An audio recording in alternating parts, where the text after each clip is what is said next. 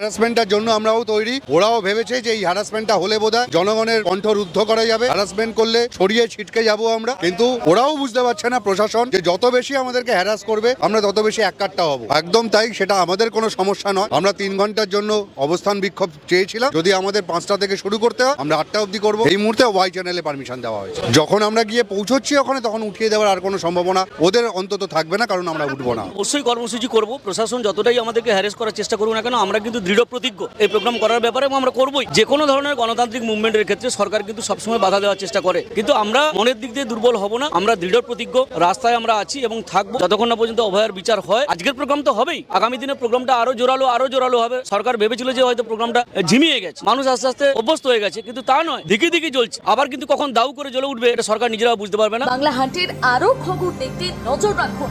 বাংলা খবর মানেই বাংলা হান্ট।